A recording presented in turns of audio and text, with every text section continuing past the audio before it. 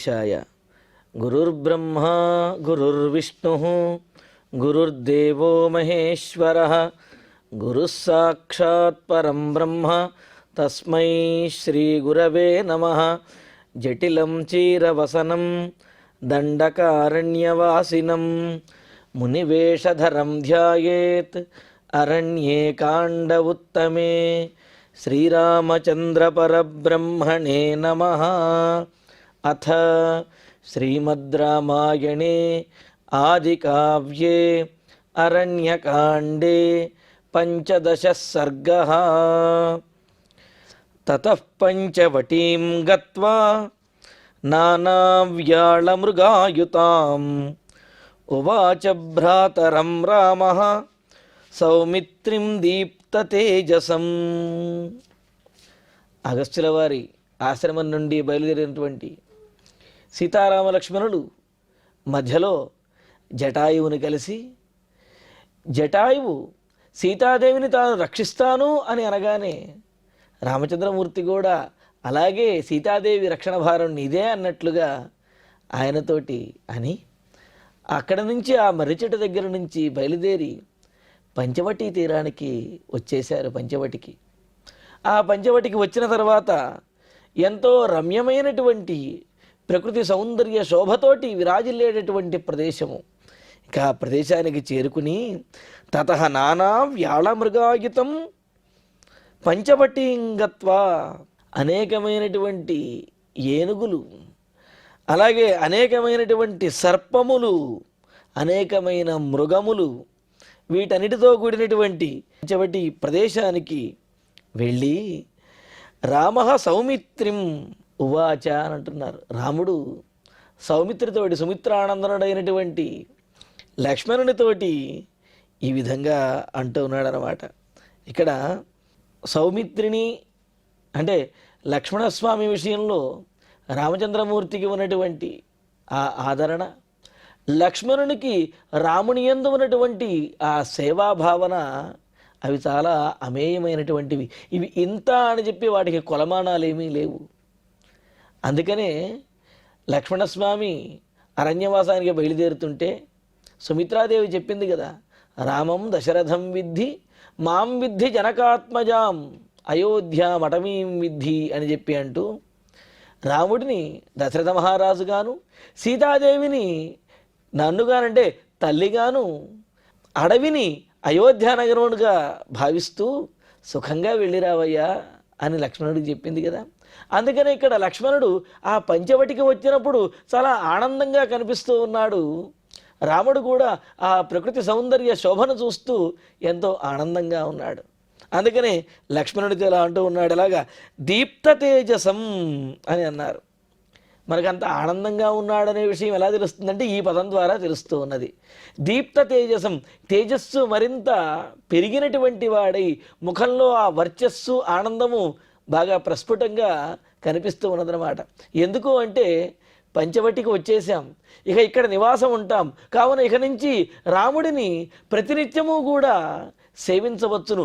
ఇప్పటి వరకు మార్గమధ్యంలో ఆ ప్రయాణంలో సేవిస్తూ ఉన్నప్పటికీ కూడా ఇక నుంచి నియమబద్ధంగా సమయానుకూలంగా ప్రతిరోజు కూడా సేవిస్తూ ఉండవచ్చునని ఆ కైంకర్య బుద్ధి ఏదైతే ఉన్నదో ఆ కైంకర్య బుద్ధితోటి దీప్త తేజసం, మిక్కిలి ప్రకాశిస్తున్నటువంటి తేజస్సు కలిగిన వాడై భ్రాతరం ఉవాచ, ఆ విధంగా ప్రకాశిస్తున్నటువంటి వాడైన భ్రాతరం లక్ష్మణస్వామితోటి ఉవాచ ఈ విధంగా రామచంద్రమూర్తి అంటున్నాడు. ఏమని?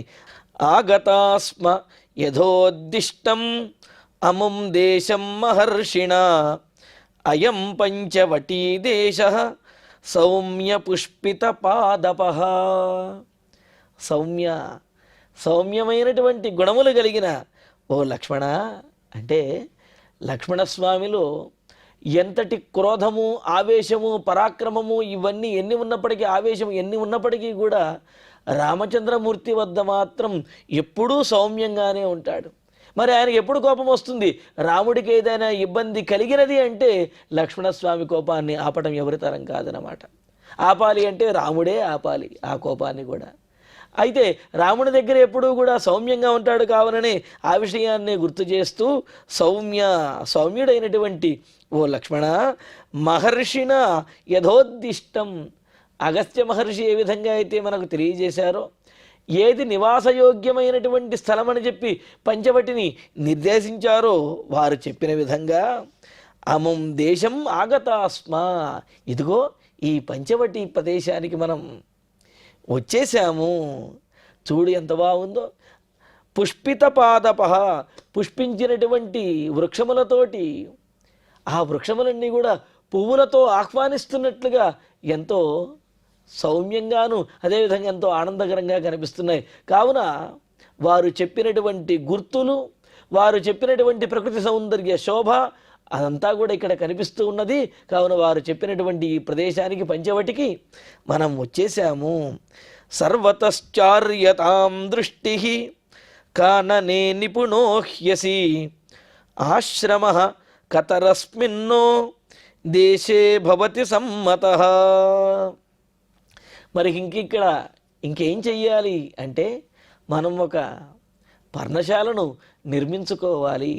నిర్మించుకోవాలి అంటే అడవిలో ఎక్కడ పర్ణశాల నిర్మిస్తే బాగుంటుంది అనే విషయంలో నీవు చాలా నేర్పరివి సుమా అని రాముడు లక్ష్మణుడితో అంటూ, సర్వతః కారణే తే దృష్టి చార్యతాం, ఇదిగో ఈ ప్రాంతం అంతా కూడా ఒక్కసారి తేరిపార కలయ చూడు నాయన లక్ష్మణ.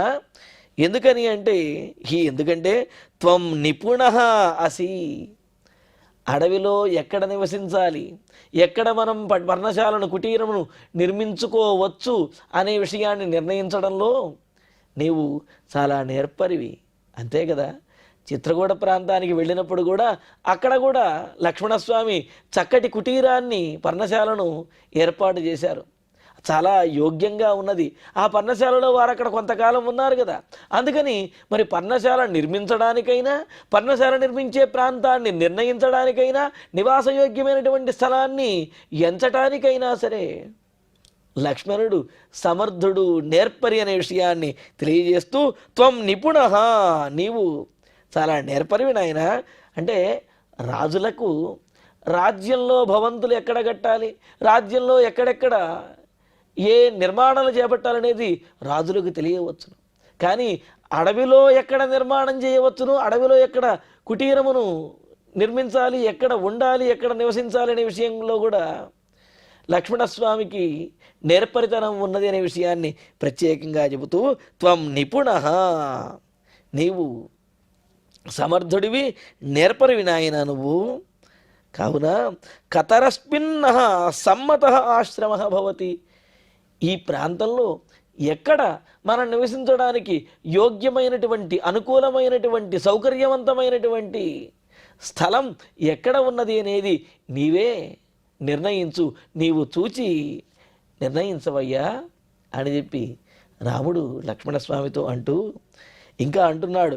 మరి ఎక్కడ యోగ్యమైనది, ఎక్కడ సౌకర్యమైనది అనే దానికి ఏవో కొన్ని నియమాలు ఉంటాయి కదా.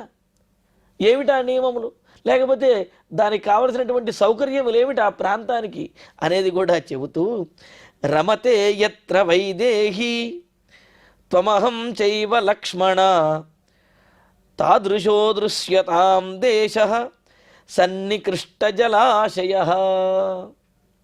రాముడు ఈ మాట కేవలం లక్ష్మణుడి కోసం మాత్రమే కాదు, మనందరికీ కూడా తెలియజేయడానికి చెబుతూ ఉన్నాడు. ఎటువంటి ప్రదేశంలో నివసించాలి అని అంటే, మనకు సుమతీ శతకంలో కూడా చిన్నప్పుడు పద్యం చెప్పేవారు కదా, అప్పిచ్చువాడు వైద్యుడు ఎప్పుడు నెడతెగకపారు ఏరున్ ద్విజుడున్ చొప్పడిన యూరనుండుము చొప్పడకున్నట్టి యూర చొరకుము సుమతి అని చెప్పి మనకు సుమతీ శతకంలో చెప్పినట్లుగా, ఏ ఊరిలో ఉండాలండి, ఎటువంటి ప్రాంతంలో ఉండాలి అంటే, మనకు ఏదైనా అవసరానికి అప్పిచ్చేటటువంటి వాడు, మనకు అనారోగ్యం వస్తే వైద్యం చేసేటటువంటి వాడు, అలాగే ఎప్పుడూ నీటితో ప్రవహించేటటువంటి ఏరు అంటే నీటికి లోటు లేనటువంటి ప్రదేశం ఏదైతే ఉన్నదో అక్కడ నివాసం ఉండాలి. అది నివసించడానికి యోగ్యమైనటువంటి ప్రదేశము అని అంటారు. అందుకనే మన వాళ్ళు సరదాగా ఓ సామెత చెబుతుంటారు, ఎక్కడ ఉండాలయ్యా అంటే నీళ్లకు దగ్గరగాను దుష్టులైనటువంటి బంధువులకు దూరంగాను అని చెప్పి అన్నారు. ఎందుకంటే బంధువుల్లో మంచివాళ్ళు కూడా ఉంటారు కదా, అందుకని ఏమంటున్నారు, నీళ్లకు దగ్గరగాను దుష్టులైనటువంటి బంధువులకు దూరంగాను ఉండాలయ్యా, అది ప్రశాంతమైనటువంటి యోగ్యమైనటువంటి స్థానము అని చెప్పి. మరి ఇక్కడ రామచంద్రమూర్తి చూడండి, ఎక్కడ నిర్మించుకోవాలి, ఎక్కడ ఉండాలనే దానికి కొన్ని విశేషాలు కూడా చెబుతూ అందరికీ సమ్మతమైనటువంటిది యోగ్యమైనటువంటి స్థానం ఏదయ్యా అంటే, లక్ష్మణ ఎత్ర వైదేహీ రమతే, ఏ ప్రదేశంలో అయితే సీతాదేవి ఆనందంగా ఉండగలుగుతుందో, ఎత్ర త్వం రమసే, ఏ ప్రాంతంలో అయితే నీవు ఆనందంగా ఉండగలుగుతావు, అహంచైవ, నేను కూడా ఎక్కడైతే ఆనందంగా ఉండగలుగుతానో, మన ముగ్గురికి ఆనందకరమైనటువంటి ప్రదేశం ఏదైతే ఉంటుందో ఈ ప్రాంతంలో దానిని అది మనకు నివాసయోగ్యమైనటువంటి స్థలము, అక్కడ మనం కుటీరమును పర్ణశాలను నిర్మించుకోవాలి అని అంటూ, తాదృశ దేశ దృశ్యతాం, అటువంటి ప్రదేశాన్ని అటువంటి స్థలాన్ని నీవు అన్వేషించు లక్ష్మణ, ఎందుకంటే నీవు నేర్పరివి అని అంటున్నాడు. మరి సీతాదేవికి లక్ష్మణస్వామికి తనకు రామచంద్రమూర్తికి కూడా అనుకూలమైనటువంటి ఆనందకరమైనటువంటి ప్రదేశము అంటే, సీతాదేవికి ఆనందకరమైన ప్రదేశం అని ఎలా చెప్పగలము అంటే, ఎక్కడైతే పుష్పములు ఎక్కువగా పూస్తూ ఉంటాయో, ప్రకృతి సౌందర్య శోభతోటి ఈ చిలకలు మొదలైనటువంటివి కూడా ఎక్కడ తిరుగుతూ ఉంటాయో అక్కడ స్త్రీలు చూస్తూ ఆనందిస్తారు. కావున పుష్పములు బాగా లభించేటటువంటి ప్రదేశమై ఉండాలి అనేది సీతాదేవికి ఆనందకరమైనటువంటి ప్రదేశం అని చెప్పడంలో ఉద్దేశం. మరి అలాగా సీతాదేవికి ఆనందకరమైనటువంటి పుష్పములు బాగా పూసేటటువంటి ప్రదేశము, అంతేకాదు తాను అంటే లక్ష్మణస్వామికి అంటే లక్ష్మణుడు రక్షకుడిగా ఉన్నాడు కావున రక్షణలో లక్ష్మణుడికి ఏమాత్రమూ ఇబ్బంది లేకుండా రక్షణ వ్యవస్థ సవ్యంగా చేయటానికి, సానుకూలంగా చేయటానికి ఉండేటటువంటి ప్రదేశము. అదేవిధంగా సీతాదేవితో ఆనందిస్తూ అక్కడ రాక్షసుల యొక్క బాధ లేకుండా ఉండగలిగినటువంటి, రాక్షసులు వచ్చినప్పటికీ వారిని సంహరించే విధంగా ఉండేటటువంటి ప్రదేశం అనేది రాముడికి కావలసినటువంటి ప్రదేశం. కావున సీతాదేవికి ఆనందకరమైనటువంటిది, లక్ష్మణుడికి ఆనందకరమైనది, రాముడికి, ఈ ముగ్గురికి ఆనందకరమైనటువంటి ప్రదేశాన్ని, వారు కోరుకునేటటువంటి లక్షణములతో ఉన్నటువంటి ప్రదేశాన్ని చూడవయ్యా లక్ష్మణ అని చెప్పి రాముడు తాను లక్ష్మణస్వామితోటి చెబుతూ ఉన్నాడు. అందుకనే ఆశ్రమ ప్రాంతానికి దగ్గరలో తటాకము కానీ జీవనది కానీ ఉండాలి అనే విషయాన్ని ప్రత్యేకంగా చెబుతూ, సన్నికృష్ట జలాశయ, నీరు బాగా దగ్గరగా ఉండేటటువంటి ప్రదేశంలో నివసించాలి అని అంటూ, వనరామణ్యకం యత్ర స్థలరామణ్యకం తథా సన్నికృష్టంచ యత్ర స్యాత్ సమిత్ పుష్పకుశోదకం. ఇంకా అంటున్నారు రామచంద్రమూర్తి, యత్ర వనరామణ్యకం, ఎక్కడైతే వనము యొక్క సౌందర్య శోభ రమణీయత ఉంటుందో, మరి వన సౌందర్యం అనే దానికి చెబుతున్నారు మామిడి చెట్లు, అదేవిధంగా పొన్న చెట్లు, ఈ రెండూ కలిసి ఉన్నటువంటి ప్రదేశం ఏదైతే ఉన్నదో అది వనంలో చాలా సౌందర్యభరితమైనటువంటి ప్రదేశము అని చెప్పి, అలాగే అనేకమైనటువంటి చిత్ర విచిత్రమైనటువంటి వర్ణములు కలిగిన ఆ పుష్పములు ఎక్కడైతే బాగా పుష్పిస్తాయో అది వనరామణ్యకమైనటువంటి రమణీయమైనటువంటి ప్రదేశము. ప్రతి ఋతువులోనూ కూడా ఒక కొత్తదనమైనటువంటి, రమణీయం అంటే ఇంతకుముందు కూడా అనుకున్నాం, క్షణే క్షణే ఎన్నవతాముపైతి తదేవ రూపం రమణీయతాయా, ఆ వనంలో ఉన్నటువంటి ఆ అందములు సౌందర్య శోభ ప్రతి క్షణంలో కొత్తగా కనిపిస్తూ, అబ్బా ఈరోజు కొత్తగా ఉన్నదే అని ప్రతిరోజు అనిపించేంత విధంగా అంత ప్రకృతి సౌందర్య శోభ కలిగినటువంటి ప్రదేశము అని చెప్పి అన్నారు. అలాగే తథా స్థలరామణ్యకం, వన సౌందర్యంతో పాటుగా స్థల సౌందర్యం అన్నారు. ఏమిటి స్థల సౌందర్యము అని అంటే, ఏ ప్రదేశంలో అయితే ప్రశాంతంగా ఉండగలుగుతామో, ఏ ప్రదేశంలో అయితే ప్రశాంతంగా నిదురపడుతుందో, ఏ ప్రదేశంలో అయితే సానుకూలమైనటువంటి ఆలోచనలు వస్తూ ఉంటాయో అది స్థలరామణ్యకమని అన్నారు. అందుకనే మన వాళ్ళు ఎక్కడైనా స్థలం కొనడానికి వెళ్ళినప్పుడు లేకపోతే ఏదైనా ఇల్లు కొనడానికి వెళ్ళినప్పుడు ఆ ఇంట్లోకి వెళ్ళగానే లేకపోతే ఆ స్థలంలోకి వెళ్ళగానే వీరి యొక్క ఆలోచన తీరు మానసికమైనటువంటి స్థితి ఎలా ఉన్నాయో చూసుకుని ఆ శకునాన్ని బట్టి ఆ స్థలము లేకపోతే ఆ ఇల్లు యోగ్యమైనదా కాదా అనే నిర్ణయం కూడా చేస్తారు. ఆ స్థలంలో ప్రవేశించగానే దుష్టమైనటువంటి ఆలోచనలు చికాకు పుట్టడము లేకపోతే ప్రకృతిలో కొంత వ్యత్యాసము రావటము, గాలి దుమారంలో దుమ్ము ధూళి రావటము ఇలాంటివన్నీ కలిగాయి అంటే ఆ స్థలము నివసించడానికి అంత యోగ్యము కాదు అనేది తెలుస్తుంది అన్నమాట. అందుకని ఏమంటున్నాడు, కేవలము సౌందర్యము అందమే కాదు స్థలరామణ్యకం, ఆ స్థలానికి వెళ్ళినప్పుడు అక్కడ ప్రశాంతంగా ఉండగలగటము, ప్రశాంతంగా నిద్ర పట్టగలగటం ఇవన్నీ కూడా ముఖ్యము అన్నట్టుగా చెబుతూ స్థలరామణ్యకము స్థల సౌందర్యమును అంటే అదేవిధంగా నివాసయోగ్యమైనటువంటి భూమిగా ఉండటం. ఏదన్నా నిర్మించగానే అది భూమిలోకి కూరుకుపోవటమో లేకపోతే ఒకవైపుకి వంగిపోవటమో కృంగిపోవటమో జరిగిందనుకోండి, అటువంటి ప్రదేశంలో నిర్మాణాలు చేపట్టకూడదు అనేది సాధారణమైనటువంటి నియమమే కదా. మరి ఆ విషయాన్ని చెబుతూ స్థలరామణ్యకం స్థల సౌందర్యమును, ఎత్తుపల్లములు లేకపోతే ఆ భూమి సరైంది కాకపోవటం ఇటువంటివి కాకుండా యోగ్యమైనటువంటి భూమి ఎక్కడైతే ఉన్నదో వీటితో పాటుగా ఎత్ర సమిత్ పుష్ప కుశోదకం, ఎక్కడైతే సమిత్ అంటే సమిధలు, పుష్పములు, దర్భలు, నీళ్లు ఇవన్నీ కూడా అంటే పూజకు నిత్యకర్మానుష్ఠానానికి కావలసినటువంటి పూలు అదేవిధంగా దర్భలు ఇవన్నీ కూడా ఎక్కడైతే లభిస్తాయో, జలము తీర్థము ఇవన్నీ ఎక్కడ లభిస్తాయో అటువంటి చోట ఉండాలి అని అంటూ సన్నికృష్టం స్యాత్, ఇవన్నీ కూడా దగ్గరగా ఉన్నటువంటి ప్రదేశంలో మన కుటీరాన్ని పర్ణశాలను నిర్మించుకోవాలి లక్ష్మణ. అటువంటి ప్రదేశాన్ని నీవు వెతకవయ్యా, నీవు నైపుణ్యం కలిగినటువంటి వాడివి అని చెప్పి అంటూ ఉన్నాడు. అంటే ఇక్కడ సీతాదేవికి ఇష్టమైనటువంటి పుష్పములన్నీ కూడా పుష్పించేటటువంటి రమణీయమైనటువంటిది. అలాగే తాను తన నిత్యకర్మానుష్ఠానములు చేస్తూ ప్రశాంతంగా ఉండడానికి యోగ్యమైనటువంటి స్థలము, లక్ష్మణునికి కూడా ఆనందకరమైనటువంటి స్థలము. ఈ మన ముగ్గురికి నచ్చే స్థలాన్ని మనం ఎంచుకోవాలి. అలా ఎంచడంలో అలా తెలుసుకోవడంలో నీవు నేర్పరివి కావున నీవే వెతుకు లక్ష్మణ, నిర్మాణానికి యోగ్యమైనటువంటి స్థలాన్ని చూడు అని అనేటప్పటికీ ఏవముక్తస్తు రామేణ లక్ష్మణ సంయతాంజలి సీతా సమక్షం కాకుత్స్థం ఇదం వచనమబ్రవీతు. మరి ఇక్కడ లక్ష్మణుడు అంటున్నాడు, రామచంద్ర అన్నయ్య, నీకు సీతాదేవికి ఏదైతే ఇష్టమైనటువంటి ప్రదేశమో ఏదైతే యోగ్యమో అని అనిపిస్తుందో అదే నాకు కూడా ఇష్టమైనది. కానీ నీవు ప్రత్యేకంగా సీతాదేవికి ఇష్టమైనది, నీకు ఇష్టమైనది అంటే లక్ష్మణుడికి ఇష్టమైనటువంటిది అని చెప్పి నీవు ప్రత్యేకంగా చెబుతున్నావు. అలా చెప్పవలసిన అవసరం లేదు. మీ ఇద్దరికీ ఏదైతే ఇష్టమైనదో అది నాకు ఇష్టమైనది పరిపూర్ణంగా. అంటే మీరు ఒప్పుకున్నారు కాబట్టి నేను ఒప్పుకోవటం కాదు, అది నాకు పరిపూర్ణంగా మనస్ఫూర్తిగా ఇష్టమైనటువంటిది. కావున నా ఇష్టం గురించి నీవు ప్రత్యేకంగా చెప్పవలసిన అవసరం కానీ వెతకవలసిన అవసరం కానీ లేనే లేదు.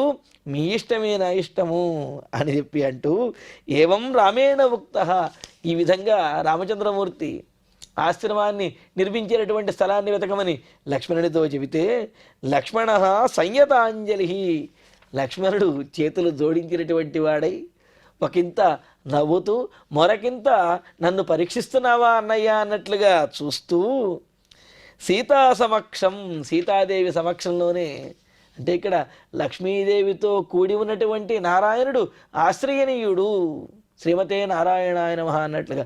అలాగా ఇక్కడ సీతాదేవి సమక్షంలోనే రామచంద్రునితోటి ఇదం వచనం అబ్రవీత్, ఈ విధంగా అంటూ ఉన్నాడు.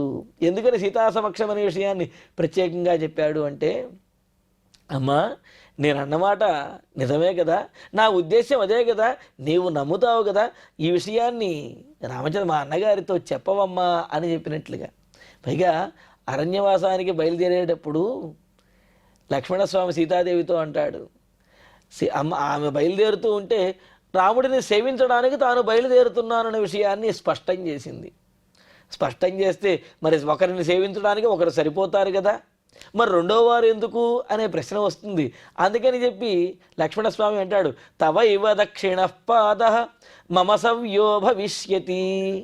అమ్మా, నీవు రాముడిని సేవించడానికి వెళుతున్నానంటున్నావు కదా, ఆయన పాదములను సేవించడానికి నీవు కుడి పాదాన్ని సేవించుకో, ఆ ఎడవ పాదాన్ని నాకు ఇస్తే నేను సేవించుకుంటాను. అంటే రామచంద్రమూర్తిని సేవించడం అనేదాన్ని నీ ఒక్కదానివే కాదు, నేను కూడా ఆస్వాదిస్తాను, కావున నన్ను కూడా సేవించని అని చెప్పి సీతాదేవితోటి ఆ పురుషకార వైభవాన్ని కూడా సంతరించుకుని ఆమె యొక్క అనుమతితోటి రాముడితోటి వనవాసానికి బయలుదేరాడు లక్ష్మణస్వామి.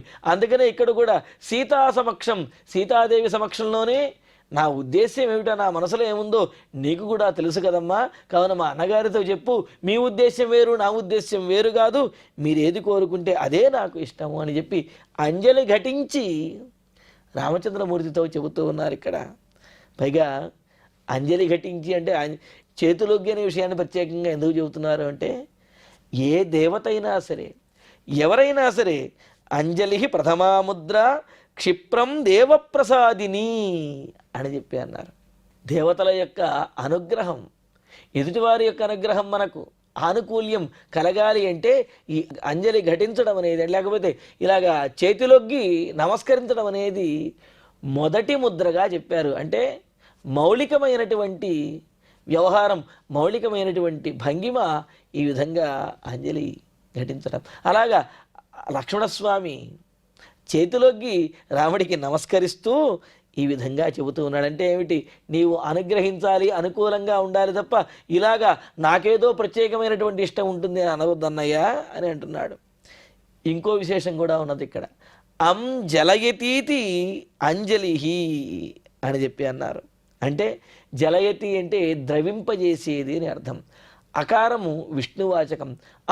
మహావిష్ణువుని జలయతి ద్రవింపజేస్తుంది, ఆయన యొక్క అనుగ్రహాన్ని పొందే విధంగా చేస్తుంది, ఆయన మనసును కరిగించి వేస్తుంది. కావున అంజలిహి అన్నారు, నమస్కారము అని చెప్పి అన్నారు. కావున ఏ నమస్కారం వలనైతే శ్రీమన్నారాయణుడు తృప్తి చెంది అనుగ్రహిస్తాడో అటువంటి నమస్కారంతో లక్ష్మణస్వామి రాముడికి ఈ విధంగా నమస్కరిస్తూ ఆ విధంగా అంజలితోటి చేతులొగ్గి రామచంద్రమూర్తితోటి అంటూ ఉన్నాడు.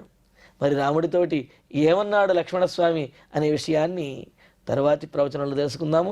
ఇక ఇప్పుడు శ్లోకాలను పారాయణ చేసుకుందాము.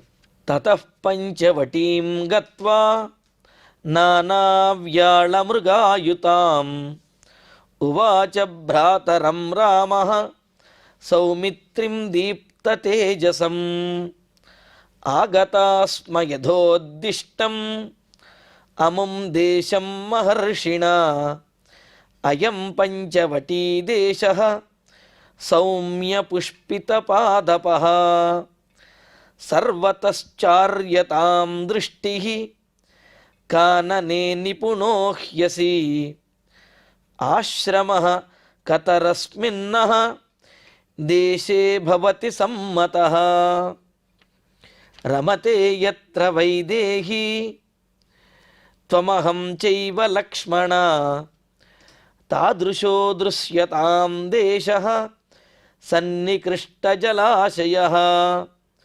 వనరామణ్యకం యత్ర స్థలరామణ్యకం తథా సన్నికృష్టం చ యత్ర స్యాత్ సమిత్పుష్పకుశోదకం ఏవముక్తస్తు రామేణ లక్ష్మణః సంయతాంజలిః సీతాసమక్షం కాకుత్స్థం ఇదం వచనమబ్రవీత్. ఇత్యార్షే శ్రీమద్ రామాయణే ఆదికావ్యే అరణ్యకాండే పంచదశ సర్గే షట్శ్లోకాః. ఇప్పుడు క్షమాప్రార్థన మంగళాంతంగా ఈనాటి ప్రవచన కార్యక్రమాన్ని పరిపూర్ణం చేసుకుందాం. యదక్షరపదభ్రష్టం మాత్రాహీనం తు యద్భవేత్ తత్సర్వం క్షమ్యతాం దేవ నారాయణ నమోస్తుతే.